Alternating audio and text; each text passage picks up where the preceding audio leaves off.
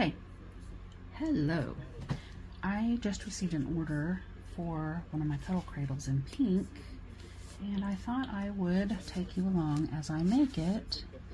I know a lot of people have ordered my pattern, and I thought I would try to do a video to help. I know a lot of people are visual learners, and I am too sometimes.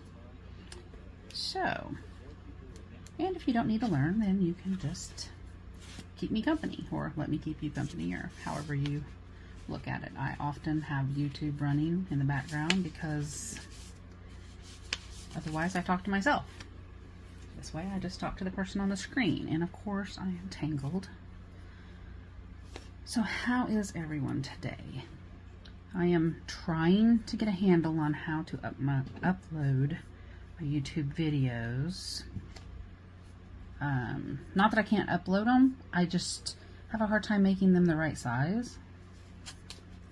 So, beyond that, hopefully, I will get it figured out. First, I have to figure out my yarn. I must have started something on this and then decided I didn't want to and then put it back. I tend to do that. So, people just don't know the struggle. Alright, this is the Baby Bee Stork Struck Pinkaboo. I love this. I really wish it would show up well. I don't know if it will. It's very pale pink, but it is still very pink. And I really like that. So, apparently I had thought to use this in something, but I'm not sure what. So, we are going to, let's see, which hook do I want to use? 2.5, or I believe this is my 4. Pretty sure it's blue. I have such a hard time. I've got to get a list. I used to have one, but now they've kind of changed the colors. So, this is how it would work up if I did the 2.5.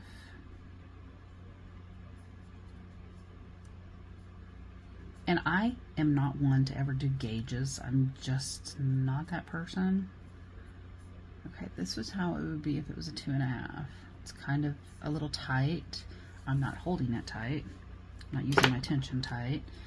This is how it would come out if it was the, we're assuming 4 or 4.5 because, of course, just like all of mine, it's worn off. So I think I just did 4 or 5 on that one. Same tension, a little bigger. I think we'll go with this because it's not meant to be tight.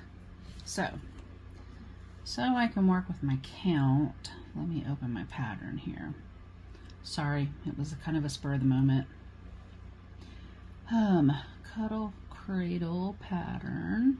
Tracy, where are you at?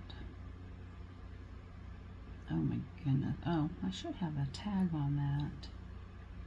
I think I have Tracerys as the tag. Oh, there we go. Golly, that was actually easy. Okay, pretty sure that I start with 34. Ah, I do. Okay, we're going to chain 34. Now, if you know how to do the double foundation chain, where you do, let me show you, 1, 2, 3, 4, and then you double crochet into the third, I believe it's the third, and then you chain, I think it's 1 or 2, and then you go back and you double crochet into this. We're going to check me on that.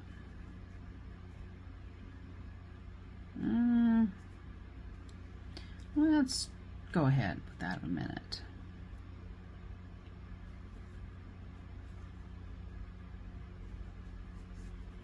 Nope. I believe I'm off. So we're not going to do that. Sorry for the shenanigans. I just popped in my head. I kind of do that a lot. Okay, so we're going to chain 34, because she wants this to be a keepsake size that goes into, I believe she said, a shadow box. So that's what we're going to do. And if you are a praying person, please pray for this sweet mama who lost her baby at 8 months.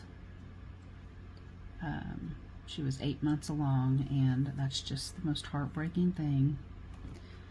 Her friend, a friend of mine, ordered it for her for a keepsake. So we're going to measure this because I didn't count, I was talking. So it's a little over 6. So we're going to take out a smidge to make it 6. Okay. I don't really like them to be too long because, especially if it's a keepsake, it's better for it to be just a little smaller because it's a keepsake. And I understand an 8-month baby, you know, born at 8 months is, born at 8 months still sleeping, is not going to be this small, but it is for a keepsake in her shadow box. So, you know, some days my tension ring is just wonderful and some days not so much. Okay, so I am going to half double crochet across. Now on my pattern, you can single crochet, half double, double, whatever you want. Single double, which I call the lemon peel stitch. You can do anything you want because it is your design, and everyone has stitches that they really like. I have a few that are my go-to depending on the way I want it to finish out. Sometimes they're just very in a line, which is either a double or a single. Sometimes I want them to have a little more zhuzhed up, be a little more zhuzhed up. So right now, I'm going to do a half double. I'm hoping I have enough of this peekaboo to do the entire set. Otherwise, I'll need to run to Hobby Lobby and grab another, and hopefully it's... Nah, this one's usually not bad on the color lot because it's such a pale, you don't really notice a difference. And honestly, if you did, it would just be kind of an enhancement for what this is. Well, it's really dark outside today. Kind of cloudy. I believe we've had some rain again. And for anyone who doesn't know, I am in Oklahoma, northeast of Tulsa. All right. There. So, I think that would be nice. It's really hard for me to tell by my hands because my hands are small. But I always tell people if it's about this long, then that's probably a good... Now, if you have teeny tiny baby hands, you might want to make it a little bigger. I feel like mine are pretty big. I mean, not big. Mine are just fine. So, for a keepsake, I do make these sometimes where they are 24 weeks or bigger, and they're big. Alright, so for this design, I am going to make the next one lemon peel, which I chained one, and then I'm going to double single. So there's double, yeah, double single, sorry, I almost halved. Double single, all the way across. I thought about doing just a YouTube live because I am better with just like on the fly, off the cuff, whatever you want to call it, just hit record and go, or turn it on and go, but I'm not sure exactly. I don't even know if I have that option yet. I think I have like 6 followers, which thank y'all. I appreciate that. That's kind of cool. But I don't really know what I'm allowed to do or anything, so I kind of just do me. Turn it on and go.